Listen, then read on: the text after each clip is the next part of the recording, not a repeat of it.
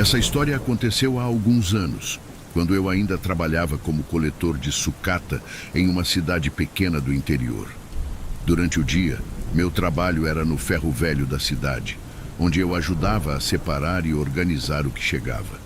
Mas era à noite que o trabalho mais pesado acontecia. As pessoas da cidade que queriam se livrar de sucata me avisavam durante o dia e combinávamos para que elas deixassem tudo do lado de fora de suas casas. Assim, eu passava com a minha velha Kombi e fazia a coleta noturna, recolhendo o que podia ser aproveitado.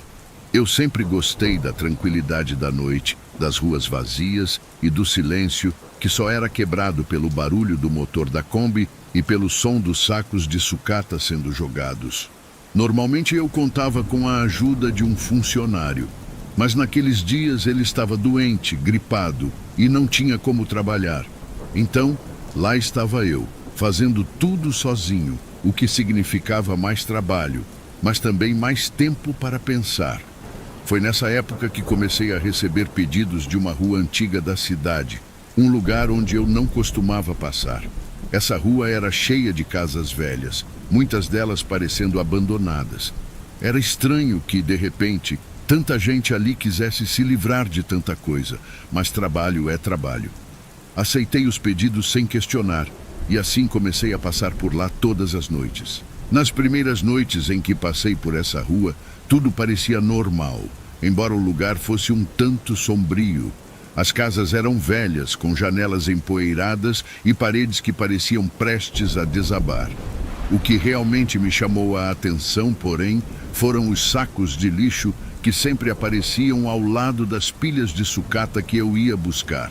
Esses sacos eram diferentes, maiores e mais pesados do que os normais, e estavam sempre lá, como se alguém soubesse que eu passaria e os deixasse propositalmente. Por curiosidade, uma noite, decidi abrir um desses sacos. O que encontrei me deixou desconcertado. Bonecas antigas, roupas que pareciam saídas de outra época e fotografias em preto e branco, todas amareladas pelo tempo. Eram coisas que não pareciam pertencer ao lixo, objetos que tinham uma história. Comecei a me perguntar quem estaria jogando fora essas coisas e por quê. E mais, por que sempre apareciam junto da sucata que eu tinha que recolher? Com o tempo, os itens dentro dos sacos de lixo foram ficando cada vez mais estranhos, como se cada nova coleta me trouxesse mais perto de algo que eu não deveria descobrir. Aquilo começou a mexer com a minha cabeça. As perguntas sem resposta não saíam da minha mente, e a rua antiga, com suas casas abandonadas, começou a me causar um desconforto que eu não conseguia ignorar. Com o passar dos dias, minha curiosidade sobre os itens que encontrava naquela rua foi aumentando. Não conseguia tirar da cabeça aquelas bonecas antigas, as roupas de época e as fotografias em preto e branco. Era como se cada objeto contasse uma história que ninguém queria ouvir. Cada noite, ao passar por lá, eu me sentia mais intrigado e, ao mesmo tempo, inquieto.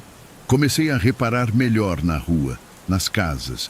Parecia que ninguém morava ali há anos. As fachadas estavam desgastadas, algumas janelas quebradas, e os jardins, se é que dava para chamar assim, estavam tomados pelo mato. Não entendia quem poderia estar deixando aquelas coisas para trás. E por que justo ali? A cada nova coleta, a sensação de que algo estava errado só aumentava. Eu sabia que deveria apenas fazer meu trabalho e ir embora, mas não conseguia evitar. Cada vez que encontrava mais um desses sacos de lixo, me pegava pensando em quem ou o que estaria por trás disso. E apesar do medo, a curiosidade começava a tomar conta de mim. Numa noite em particular, minha curiosidade finalmente venceu o medo. Depois de carregar a sucata na Kombi, vi mais um daqueles sacos de lixo, maior e mais pesado do que o normal. Meu coração disparou, mas eu sabia que precisava descobrir o que estava acontecendo. Parei a Kombi, olhei ao redor para me certificar de que estava sozinho e me aproximei do saco. Quando abri, tomei um susto. Lá dentro, entre os itens estranhos de sempre, havia algo diferente. Um livro velho, com as páginas amareladas e a capa desgastada. Mas o que realmente me deixou aterrorizado foi o que estava escrito na capa. Meu nome, em letras grandes e desbotadas, seguido por uma data, o dia seguinte. Por um momento fiquei paralisado, sem saber o que fazer. O medo tomou conta de mim de um jeito que nunca tinha sentido antes. Como aquilo era possível? Quem faria uma coisa dessas? E mais importante, por quê? A data no livro era a mesma da noite seguinte, e a ideia de que algo terrível poderia acontecer não saía da minha cabeça. Larguei o livro de volta no saco, fechei-o e corri para a Kombi. Não sabia o que pensar, mas uma coisa era certa. Algo muito errado estava acontecendo naquela rua, e agora parecia que estava diretamente ligado a mim. No dia seguinte, fui trabalhar no ferro velho como sempre, mas minha cabeça estava em outro lugar. Não conseguia parar de pensar no livro que encontrei na noite anterior, com meu nome na capa e aquela data fatídica. Era como se a descoberta tivesse despertado algo em mim, algo que eu não conseguia afastar. Cada barulho, cada sombra que se movia me fazia pular. Eu estava apavorado. No ferro velho, enquanto separava e organizava as peças, meus colegas perceberam que eu não estava bem. Perguntaram se eu estava doente ou se algo tinha acontecido, mas eu não sabia o que dizer. Como explicar o que tinha encontrado naquelas condições? Quem acreditaria em uma história dessas? Então, só balancei a cabeça e disse que era cansaço, que eu estava lidando com o trabalho sozinho enquanto meu ajudante estava doente. A verdade é que o medo estava me consumindo por dentro. Durante o dia, tentei me distrair com o trabalho, mas tudo que eu fazia me lembrava da rua, dos sacos de lixo e daquele livro. Quando a noite começou a cair, a tensão aumentou. Eu sabia que teria que voltar lá para fazer a coleta, mas a ideia daquela data no livro me deixava em pânico. De noite, quando peguei a Kombi para começar a ronda, minhas mãos estavam suando no volante. A Kombi, que sempre foi minha companheira de tantas noites, agora parecia um caixão sobre rodas, me levando para um destino do qual eu queria fugir. Mas eu não tinha escolha. O trabalho precisava ser feito. Quando cheguei na rua antiga, meu coração quase parou. Eu sabia que algo estava prestes a acontecer, mas não tinha ideia do que poderia ser. E o pior de tudo era que, apesar de todo o meu medo, eu estava sozinho. Não havia ninguém para compartilhar o peso daquele terror que crescia dentro de mim. A sensação de mal-estar era tão forte que quase decidi dar meia volta, mas a responsabilidade me impediu. Mesmo com todo o medo, eu tinha um trabalho a fazer. Desci da Kombi, olhei ao redor e comecei a carregar a sucata que estava à espera, tentando ignorar a escuridão que parecia estar me cercando. Foi então que ouvi algo que me fez congelar. Um som baixo, como se alguém estivesse sussurrando meu nome. Olhei em volta, mas não vi nada. O som parecia vir de todos os lados, mas a rua estava completamente deserta. O coração batia tão rápido que eu podia sentir o sangue pulsando nos ouvidos. Decidi que era hora de terminar o trabalho o mais rápido possível e sair dali. Joguei o último pedaço de sucata na caçamba e estava prestes a entrar na Kombi quando percebi algo estranho. A porta da Kombi, que eu tinha certeza de ter fechado, estava entreaberta. O medo que eu estava sentindo virou pânico. Com a mão trêmula, segurei a porta e dei uma olhada dentro da Kombi. Lá dentro, sobre o banco do passageiro, estava o livro que eu tinha encontrado na noite anterior. Eu tinha deixado o livro naquele saco de lixo, não o tinha levado comigo.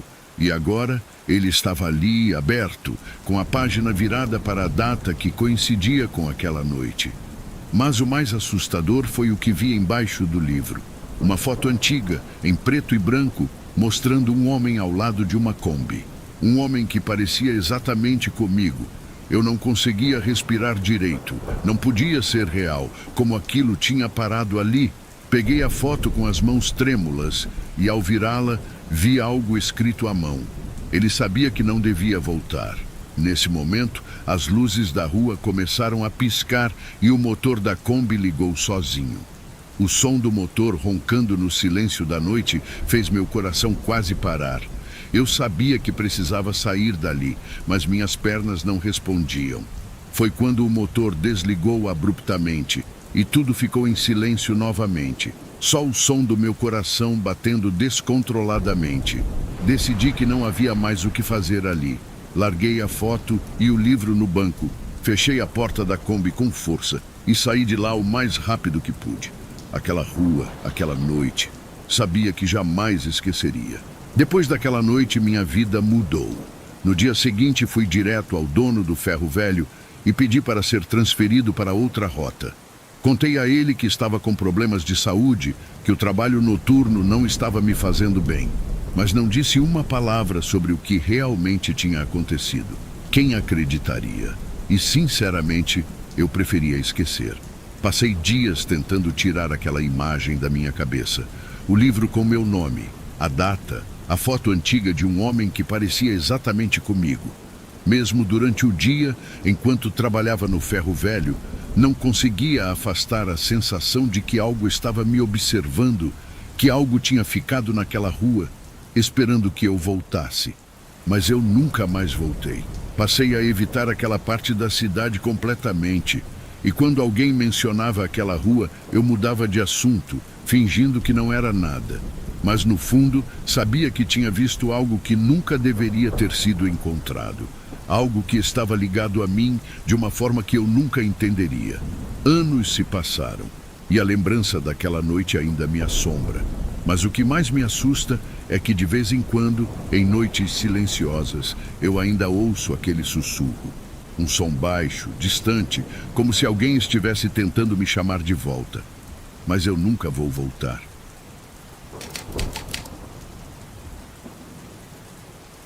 Trabalho como frentista em um posto de gasolina 24 horas na beira de uma estrada no interior de São Paulo.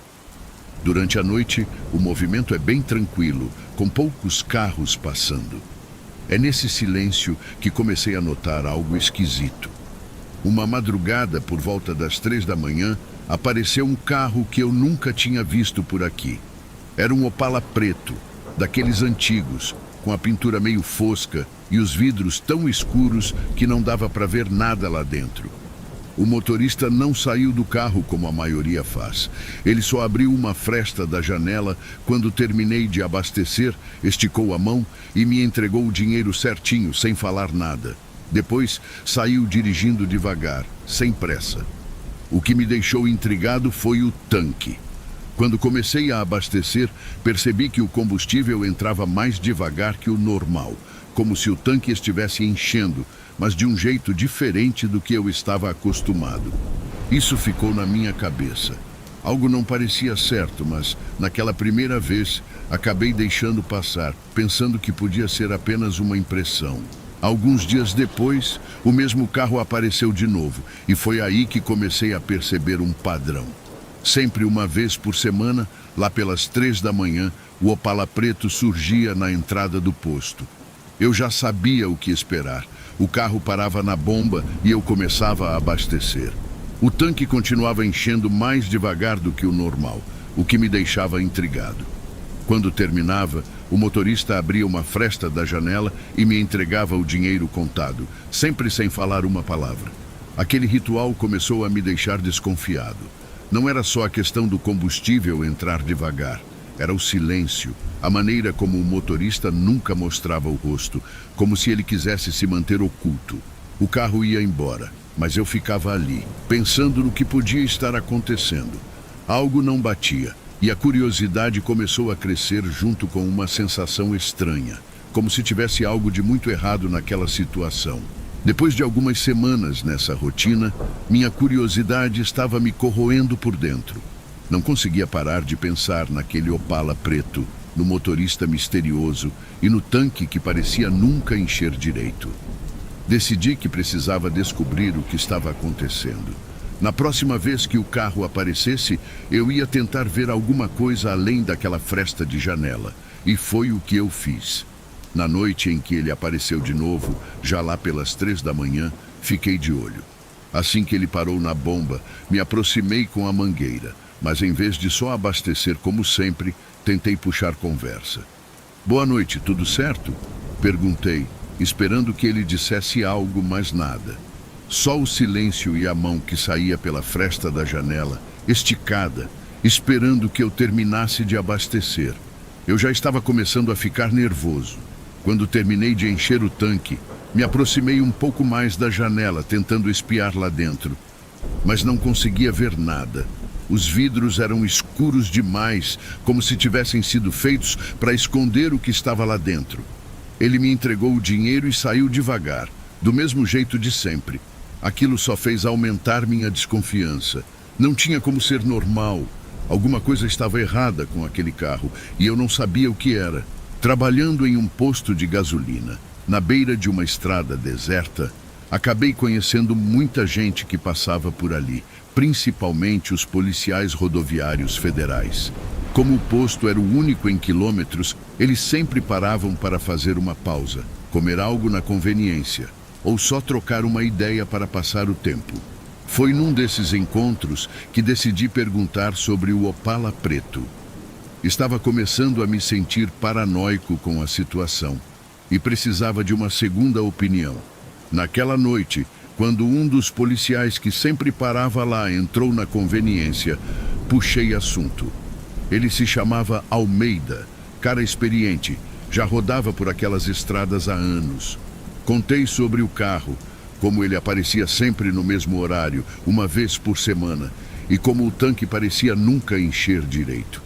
Falei também sobre o motorista misterioso, que nunca mostrava o rosto e só abria uma fresta da janela para me pagar. Almeida ouviu tudo com atenção, mas no final deu de ombros. Nunca ouvi falar de nada parecido, Paulo. Opala preto? Estranho, mas não tem muito o que fazer só com isso. Se você está desconfiado, faz o seguinte. Da próxima vez que esse carro aparecer, anota a placa e me liga. A gente dá uma olhada no sistema para ver se tem alguma coisa. Mas, por enquanto, não precisa se preocupar. Pode ser só alguém meio reservado. As palavras dele me deixaram um pouco mais tranquilo. Saber que eu tinha alguém a quem recorrer se o Opala voltasse me ajudou a tirar um pouco da pressão. Agradeci ao Almeida e voltei ao trabalho, tentando me convencer de que estava exagerando, que talvez fosse só um cliente estranho e nada mais. Depois daquela conversa com o policial, o carro preto simplesmente parou de aparecer. Durante algumas semanas, comecei a pensar que talvez a coisa toda tivesse acabado, que eu podia voltar à minha rotina normal sem me preocupar com aquele mistério que estava me consumindo. Mas por mais que tentasse esquecer, a imagem daquele carro ainda rondava minha cabeça. Foi então que, em uma madrugada qualquer, lá pelas 3 da manhã, o carro apareceu de novo. O Opala preto entrou no posto como sempre, deslizando até a bomba, como se nada tivesse acontecido. Na hora, meu coração disparou, mas me forcei a manter a calma. Lembrei do que o policial Almeida tinha me dito, e enquanto abastecia, fiz questão de anotar a placa do carro. Assim que terminei de encher o tanque, o motorista abriu a fresta da janela e me entregou o dinheiro, como sempre fazia. Mantive minha postura profissional, sem deixar transparecer o nervosismo que sentia por dentro. Assim que o carro foi embora, fui direto para dentro da loja de conveniência e peguei meu celular. Liguei para o policial, como ele havia pedido, e passei a placa do Opala. Almeida, o carro apareceu de novo. Acabei de anotar a placa. O Almeida, que sempre foi muito atento e profissional, pediu para eu esperar um pouco na linha. Ouvi o barulho de teclas ao fundo e a espera de poucos minutos pareceu uma eternidade. Meu coração batia acelerado e eu me perguntava o que ele poderia encontrar, ou pior, o que ele não encontraria. Poucos minutos depois, ele retornou à linha. Paulo, essa placa não consta no sistema. Vou pedir para nossa equipe ficar de olho. Se eles virem esse Opala na estrada, vão parar e dar uma conferida. Aquilo foi como um soco no estômago. Como assim a placa não constava no sistema? Comecei a pensar em todas as possibilidades, mas nenhuma delas fazia sentido. A única coisa que eu podia fazer era confiar que a polícia resolveria a situação e tentar seguir em frente com o meu trabalho. Mas no fundo, algo me dizia que aquilo estava longe de acabar. Depois daquela ligação, fiquei com a cabeça a mil. A ideia de que o carro podia ser fantasma ou que não existia no sistema da polícia me deixou ainda mais inquieto. Mesmo assim, continuei trabalhando, tentando me convencer de que, se fosse algo sério, os policiais iam resolver. Porém, a tensão estava presente em tudo o que eu fazia. Cada carro que parava no posto me deixava alerta, e a cada dia que passava, eu ficava mais ansioso, esperando que o Opala aparecesse de novo. A rotina, que antes era tranquila, agora era cheia de dúvidas e medos. Alguns dias se passaram e toda vez que o relógio se aproximava das 3 da manhã, eu começava a suar frio, esperando o carro surgir na entrada do posto. Mas ele não apareceu. Fiquei me perguntando se aquilo tudo não era coisa da minha cabeça. Mas a verdade é que a tensão só crescia. E quanto mais eu pensava naquilo, mais eu sentia que alguma coisa estava prestes a acontecer. Foi então, depois de quase um mês sem sinal do carro preto, que comecei a pensar que talvez a coisa toda tivesse acabado. Quem sabe o motorista percebeu que estava sendo observado e decidiu parar de aparecer. Talvez a polícia tivesse conseguido encontrá-lo na estrada. De qualquer forma, eu estava tentando seguir com minha vida, voltando à rotina, mesmo com aquele mistério ainda na cabeça. Até que, em uma madrugada silenciosa, o carro preto apareceu de novo. Lá pelas 3 da manhã, do jeito de sempre. Meu coração disparou no mesmo instante. Dessa vez eu sabia que não podia ignorar. Assim que vi o carro entrando no posto, senti uma mistura de medo e determinação. Eu tinha que enfrentar aquilo. O carro parou na bomba e eu comecei a abastecer como sempre, mas algo estava diferente. O silêncio ao redor parecia mais pesado e a escuridão da estrada mais opressiva. Quando terminei de abastecer, o motorista abriu a fresta da janela e, mais uma vez, esticou a mão para me entregar o dinheiro. Minha respiração estava ofegante, mas fiz meu trabalho, sem dizer nada. Assim que o carro saiu do posto, voltei correndo para dentro da loja de conveniência e liguei para o Almeida. Passei a informação de que o carro tinha acabado de passar novamente. Ele disse que estava de plantão e pediu para que eu ficasse calmo. Prometeu que enviaria uma equipe para patrulhar a estrada imediatamente. No dia seguinte, ainda abalado pela última aparição do carro, resolvi passar na base policial para conversar com o Almeida e saber se havia alguma novidade. Ele me recebeu com aquele jeito tranquilo de sempre, mas eu conseguia ver que algo estava diferente. Ele parecia mais sério, quase preocupado. Paulo, a gente patrulhou a estrada a noite toda, mas não encontramos nada, nenhum sinal do Opala. Como te falei antes, aquela placa não consta no sistema. E mesmo com a descrição que você deu, não conseguimos localizar o carro. Eu estava prestes a fazer mais perguntas quando ele continuou. Mas aqui está o mais estranho. Verificamos os registros de câmeras de segurança da região. E adivinha, não tem nenhum sinal do carro chegando ou saindo do posto nas últimas semanas. Aquilo me deixou sem palavras. Como assim não havia registro do carro? Eu sabia o que tinha visto, sabia que ele estava lá. Mas como explicar isso? Almeida colocou uma mão no meu ombro, como se estivesse tentando me confortar. Paulo, não sei o que está acontecendo, mas por enquanto, acho que o melhor é você cuidar da sua vida. Vou manter a patrulha ativa, mas se algo mais acontecer, me avise imediatamente. Às vezes, é melhor não mexer muito com essas coisas. Saí da delegacia com uma sensação estranha, como se tivesse passado por algo que nunca seria completamente resolvido. O Opala preto, o motorista misterioso, a placa inexistente, tudo isso continuaria sendo um mistério, algo que eu provavelmente nunca entenderia. Mas ao mesmo tempo sabia que tinha que seguir em frente. Voltei ao posto naquela noite, mais cauteloso do que nunca. E para minha surpresa, o Opala preto nunca mais apareceu. A vida voltou ao normal, mas aquela história ficou marcada na minha mente.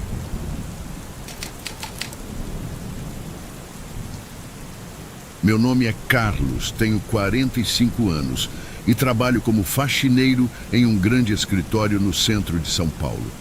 Não é um trabalho dos sonhos, mas ele paga as contas e me permite cuidar da minha família. Trabalho aqui há uns 5 anos, sempre no turno da noite. Durante o dia, o lugar é uma correria só, gente entrando e saindo, telefonemas, reuniões. Mas à noite, quando todo mundo vai embora, fica só eu e o silêncio do prédio.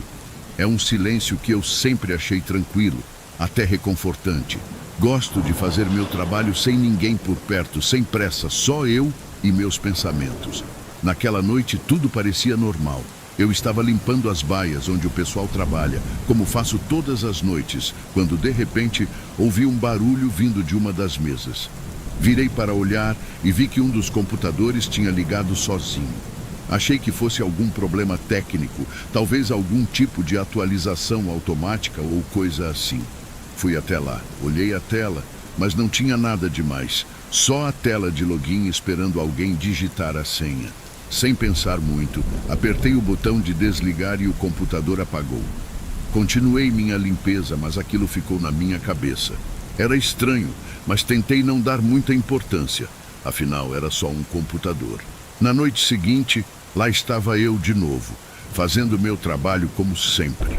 Já tinha até esquecido do computador que ligou sozinho na noite anterior. Quando cheguei naquela mesma mesa, o monitor estava ligado, o que era normal. Afinal, durante o dia o pessoal usava os computadores. Mas dessa vez, quando passei por perto, percebi que havia algumas imagens estranhas abertas na tela. As imagens não eram exatamente assustadoras, mas tinham algo de estranho nelas. Eram fotos de objetos comuns, mas com ângulos ou cortes que faziam parecer que algo estava fora do lugar. Minha primeira reação foi achar que alguém tinha deixado aquilo aberto e esquecido de fechar antes de ir embora, o que já tinha acontecido outras vezes. Fiquei tentado a dar uma olhada, mas não sou intrometido. Só desliguei o monitor e segui em frente. Afinal, vai saber se a pessoa deixou o computador ligado de propósito ou se só esqueceu mesmo. Tentei continuar meu trabalho, mas a imagem daquelas fotos não saía da minha cabeça. Algo ali não parecia certo, e quanto mais eu pensava nisso, mais desconfiado eu ficava. Algumas noites se passaram desde aquele incidente com as imagens estranhas no computador, e eu tentei não pensar muito nisso. Continuei fazendo meu trabalho, focando no que realmente importava, manter tudo limpo e organizado. Mas claro, algumas coisas ficam na cabeça da gente, e aquela sensação esquisita continuava me incomodando. Numa dessas noites, estava tudo mais quieto do que o normal. Até o barulho do ar-condicionado parecia mais baixo. Eu estava limpando uma das salas de reuniões quando comecei a ouvir um som que não fazia sentido. Era como o som de teclas sendo pressionadas, como se alguém estivesse digitando. Parei o que estava fazendo e fiquei em silêncio, tentando identificar de onde vinha aquele som.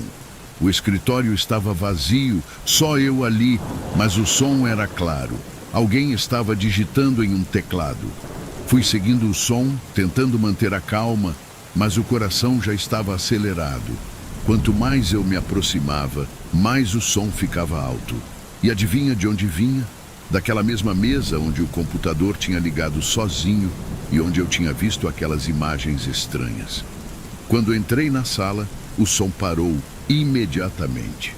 Lá estava o computador, ligado de novo, com a tela piscando. Me aproximei devagar, já com aquela sensação ruim no peito. A tela ficou preta por um momento, mas então uma nova mensagem apareceu, simples e direta. Não olhe para trás. Por impulso, olhei para trás imediatamente. O coração disparou, mas não havia nada ali. Apenas as mesas vazias e o corredor escuro. Senti um misto de alívio e confusão. Quem escreveu aquela mensagem? E por quê? Desliguei o monitor de novo, mas dessa vez saí da sala mais rápido do que antes, com a cabeça cheia de perguntas que eu não sabia como responder. Na noite seguinte, eu estava tenso antes mesmo de chegar ao trabalho. Tentei me convencer de que tudo aquilo não passava de coincidência, de que não era nada demais. Mas a verdade é que aquilo estava mexendo comigo e eu não conseguia parar de pensar no que tinha acontecido. Assim que cheguei ao escritório, fiz o possível para evitar aquela sala, focando nas outras áreas. Mas no fundo, eu sabia que não ia conseguir ignorar o que estava acontecendo. E não demorou muito para o inevitável acontecer. Enquanto limpava a copa, ouvi o som familiar do monitor ligando. Aquele clique que já tinha ouvido antes. O coração disparou, mas dessa vez eu sabia que não podia mais ignorar. Caminhei devagar até a mesa, sentindo cada passo mais pesado do que o anterior. Cheguei na frente do computador e, como eu já esperava, ele estava ligado de novo. A tela estava escura, mas não completamente preta. Havia algo escrito ali. Me aproximei para ler e vi a mesma frase da noite anterior. Não olhe para trás. Fiquei parado, pensando no que fazer. Na noite anterior, não tinha acontecido nada, mas a mensagem continuava ali, como se estivesse me desafiando. Desliguei o monitor com a mão firme e saí daquela sala o mais rápido que pude. Mas dessa vez decidi não olhar para trás. Depois de tantas noites estranhas, resolvi que precisava entender melhor o que estava acontecendo naquela mesa. As mensagens, as imagens, tudo aquilo estava mexendo comigo e eu não conseguia mais ignorar. Então, num dia qualquer, cheguei ao trabalho bem mais cedo do que de costume. Minha intenção era conversar com um dos funcionários que trabalhavam durante o dia. Alguém que pudesse me dar uma ideia de quem usava aquele computador. Encontrei o João, um colega da equipe de manutenção, que sempre estava por ali durante o dia. Ele era gente boa, sempre disposto a ajudar. Depois de um pouco de conversa fiada, perguntei casualmente quem costumava trabalhar naquela mesa específica, onde o computador parecia ter vida própria. Ele olhou para mim com uma expressão estranha e respondeu: aquela mesa era do Marcos, mas ele não aparece aqui faz uma semana.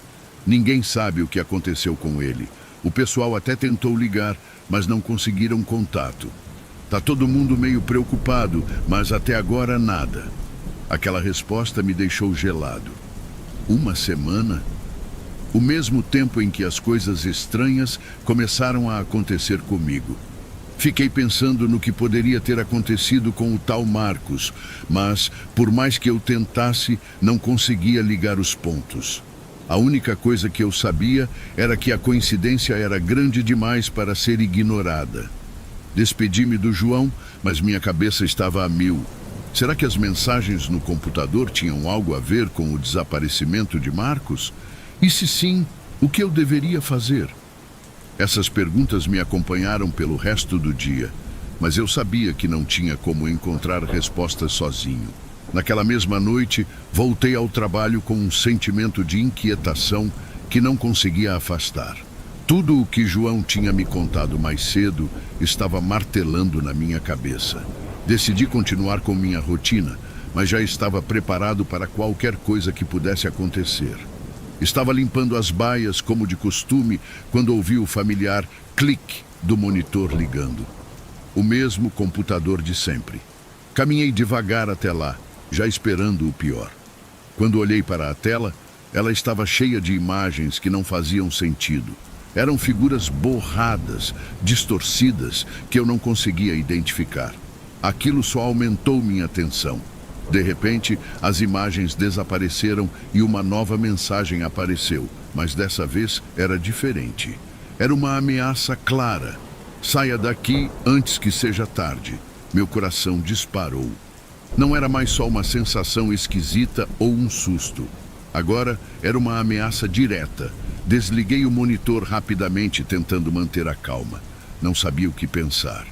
Estava prestes a me virar e sair quando, de repente, vi algo pelo canto do olho. Lá estava ela, a figura de sombra, parada no corredor, me encarando. Fiquei parado, tentando entender o que estava vendo, mas antes que pudesse reagir, a sombra desapareceu, sumindo no ar como se nunca estivesse ali. Aquilo foi a gota d'água. Peguei minhas coisas e saí do escritório o mais rápido que pude. Saí de lá com a decisão firme de que não voltaria mais para aquele lugar de jeito nenhum. No dia seguinte, ainda abalado com tudo o que tinha acontecido, resolvi que a primeira coisa a fazer seria falar com minha empresa. Minha empresa é terceirizada, a gente faz a limpeza e manutenção para várias outras empresas na cidade, incluindo aquele escritório. Cheguei lá durante o expediente e esperei para falar com o supervisor. Expliquei que estava com problemas no turno noturno e que precisava de uma mudança urgente. Pedi para ser transferido para outro local ou, pelo menos, para outro turno, onde eu não precisasse voltar para aquele escritório. O supervisor não parecia muito convencido no começo, mas insisti. Contei que as coisas estavam estranhas lá e que eu realmente não estava me sentindo seguro. Ele acabou concordando em me transferir, mas deixou claro que as opções eram limitadas. Não me importava. Qualquer coisa era melhor do que continuar naquele lugar. Ele prometeu que em alguns dias teria uma posição para mim e que enquanto isso eu poderia tirar uns dias de folga. Eu aceitei na hora. Era tudo o que eu queria. Ficar longe daquele escritório e tentar esquecer tudo o que aconteceu. Algumas semanas depois de ser transferido para outro prédio, em um turno diurno, comecei a me sentir mais tranquilo, deixando para trás o que aconteceu no antigo escritório. Um dia, a empresa organizou uma reunião para todos os funcionários terceirizados, um daqueles encontros de rotina para discutir as metas e atualizações do trabalho. Quando cheguei à reunião, reencontrei o João, aquele colega com quem havia conversado sobre o funcionário desaparecido. Ele parecia mais sério do que de costume, e assim que nos cumprimentamos, ele foi direto ao ponto. Carlos, lembra do Marcos? Aquele cara que trabalhava na mesa que você me perguntou? Assenti, já imaginando que ele tinha algo importante para contar. Então, descobriram o que aconteceu com ele. Foi bem esquisito, cara. A polícia achou o carro dele abandonado na beira de uma estrada, no meio do nada. O carro estava fechado, sem sinais de arrombamento, mas dentro, os documentos dele e o celular estavam intactos. Só que ninguém conseguiu encontrar o Marcos. Ele simplesmente sumiu, como se tivesse evaporado. João fez uma pausa, observando minha reação, e continuou. O mais estranho é que os familiares dele também não conseguiram contato. Tentaram de tudo, ligaram, mandaram mensagens, até foram à polícia. Mas nada, nenhum rastro dele em lugar nenhum. A última vez que alguém o viu foi lá no escritório, no dia em que ele estava trabalhando normalmente. Depois disso, ele desapareceu do mapa. Aquela explicação me deixou desconfortável, mas não queria mais saber dos detalhes. Não importava se as coisas faziam sentido ou não, eu só queria seguir em frente. A história de Marcos, o que aconteceu naquele escritório, tudo isso já estava longe demais do meu alcance e eu preferia que ficasse assim. Então, mesmo com aquela inquietação ainda presente, fiz de tudo para não pensar mais no assunto. Terminei a conversa com João, me despedi e a partir daquele momento decidi deixar tudo para lá. O que quer que tivesse acontecido, eu não queria mais saber. O importante era que eu tinha saído daquela situação e estava num lugar novo, longe de qualquer coisa que pudesse me lembrar do que passei.